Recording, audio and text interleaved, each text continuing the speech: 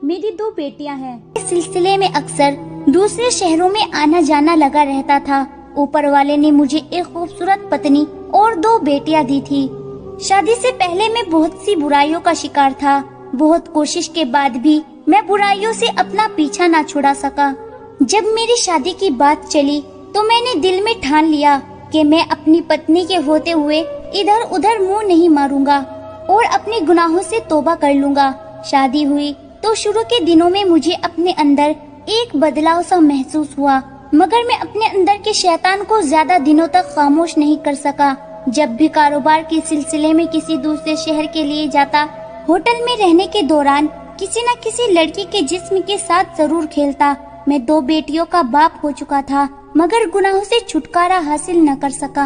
एक बार मैं कहीं बाहर गया तो होटल में कमरा बुक किया हुआ था। मैंने उस होटल के मैनेजर से कहा कि मेरे लिए एक अच्छी से अच्छी लड़की का बंदोबस्त करो और आज रात का किराया मुझसे डबल ले लेना। थोड़ी देर बाद एक 40 साल की औरत ने मेरा दरवाजा खटखटाया। उसके साथ एक 13 साल की लड़की भी खड़ी थी। मैंने अकेले में उस औरत से कहा कि इतनी कम उम्र की लड़की को क्यों लेकर आई हो?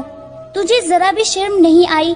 उस औरत ने कहा, साहब आप फिक्र ना करें, ये लड़की इस काम की आदी है, आपको शिकायत का मौका बिल्कुल नहीं मिलेगा। मैं लड़की को कमरे के अंदर ले आया और औरत से कहा कि तुम 1 घंटे बाद लड़की को यहाँ से ले जाना। लड़की की मासूमियत देखकर मेरे अंदर का हवस का जहर खत्म हो चुका था। मैंने लड़की को सामने बिठाया और कहा कि इतनी कम उम्र में ऐसा काम क्यों कर रही हो?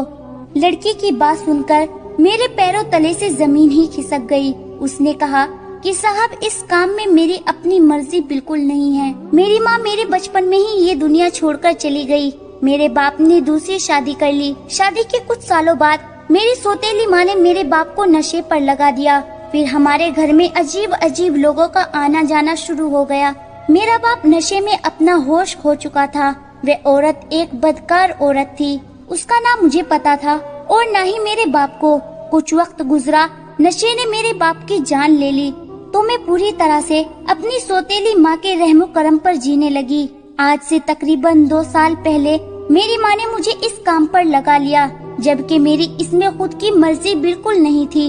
लड़की की बात सुनकर मेरी आंखों से आंसू टपकने लगे थे। मैं तो अपने आप को दुनिया का सबसे बड़ा गुनहगार समझता था, लेकिन आज पता चला कि इस दुनिया में मुझसे भी बड़े गलीज लोग पड़े हैं। मैंने उस लड़की के हाथ में एक चाकू दिया जो मैंने अपनी जेब में छिपा कर रखा था और उससे कहा, क्या तुम अपने हाथों से इस बदकार औरत को मारना चाहोगी? लड़की ने रोकर कहा कि नहीं, मेरे अंदर इतनी हिम्मत नहीं है कि मैं किसी की जान ले सकूं, और उसने मुझे भी इस बात से मना कर दिया। मैंने लड़की के सर पर हाथ रखकर कहा कि तुम अब क्या चाहती हो? उसने कहा, भाई मैं अब इस जहन्नुम से निकलना चाहती हूँ। मैंने उससे कहा कि मैं तुझे इस जगह से निकाल लूंगा। उस औरत के आने से पहले ही मैं उस लड़की को होटल से लेकर रवाना हो गया। मैं उसे अपनी एक दोस्त के पास ले गया जहाँ यतीम और बेसहारा लड़कियों को शिक्षा और उनका पालन पोषण किया जाता था। मेरा ये दोस्त पिछले 30 साल से ये अनाथ आश्रम चला रहा था। इसकी अपनी कोई औलाद न थी और वे अक्सर ये बात कहा करता था कि मैं इस अनाथ आश्रम में 300 बेटियों का बाप हूँ। आलिया, तुम इस अनाथ आश्रम में अपनी शिक्षा जारी रखना। और उसकी मेहनत के बदौलत उसका मेडिकल यूनिवर्सिटी में एडमिशन हो गया। आज वे एक बड़े अस्पताल में सर्जन हैं और बखूबी अपनी ड्यूटी अच्छे से सर अंजाम दे रही है। शायद इसी नेकी की वजह से मुझे उस गुनाह से नफरत होनी शुरू हो गई। मेरे दिल में ये बात घर कर गई कि जो लड़की जिस्म फरोशी के नापाक धंधे में कदम रखती है तो वे किसी न किसी मजबूरी की वजह से ही ऐसा करती है। लेकिन मैं कितना गलीज इंसान था कि उन्हीं मजबूर और लाचार लड़कियों का जिस्म नोचता रहा। फिर मैंने सच्चे दिल से उस गुनाह से तौबा कर ली और अपनी पत्नी से भी माफी मांगी कि मैं तेरा मुजरिम हूँ।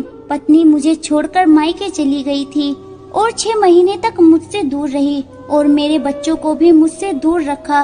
पत्नी और बच्चों की जुदाई को मैंने अपनी सजा समझी और ऊपर वाले से अपनी बीवी बच्चे दोबारा मांगता रहा। ऊपर वाले ने मेरी पत्नी के दिल को नर्म कर दिया। उसने मुझे माफ कर दिया। उसने 6 महीने बाद फोन किया कि मुझे यहाँ से ले चलो। पत्नी के घर आने के बाद मैंने ऊपर वाले का शुक्र अदा किया। मैंने अपनी पत्नी को आलिया के बारे में बताया। उसकी एक अच्छे खानदान में शादी तय हो चुकी थी। मैंने एक भाई होने के नाते आलिया को अपने घर से रुखसत किया। शादी के काफी दिनों बाद मुझे आलिया की एक कॉल आई और उसने मुझे बताया कि उसकी सौतेली माँ की लाश अस्पताल में है। वे लोगों को अपने ही घर के आगे खून में लथपथ पड़ी मिली है। छानबीन करने के बाद पता चला कि उसकी अपनी ही सगी औलाद ने किसी बात पर उसे छत से नीचे फेंक दिया, लेकिन मोहल्ले वाले उसे रोड से उठाकर तुरंत ही अस्पताल ले आए। मगर अफसोस, सर पर चोट बहुत गहरी थी, इसीलिए मैं इसको नहीं बचा पाई। मेरी सौतेली माँ ने मेरे ही अस्पताल में तड़प तड़प कर जान गंवा दी। सच कहते हैं कि इंसान को अपने किए की सजा दुनिया में ही मिल जाती है। दोस्तों, उम्मीद करती हूँ हमारी आज की कहानी भी आपको पसंद आई होगी। इस कहानी के बारे में आपका क्या कहना है, कमेंट करके जरूर बताएं। वीडियो को लाइक कर दीजिए और इसी तरह की कहानियाँ लगातार देखने और सुनने के लिए चैनल को सब्सक्राइब करके घंटी को दबाकर ऑल पर सेट कर लीजिए, ताकि आने वाली वीडियो का नोटिफिकेशन आपके पास तुरंत पहुँचे। मैं मिलती हूँ आपसे अगली वीडियो में, तब तक के लिए